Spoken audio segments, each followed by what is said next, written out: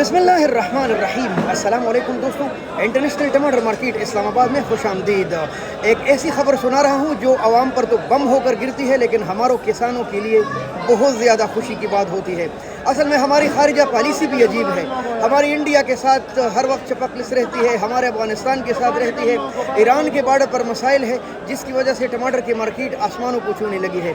वही टमाटर जो चंद दिन पहले 300 रुपये किलो थे, आज 500 रुपये किलो पर आ गए हैं।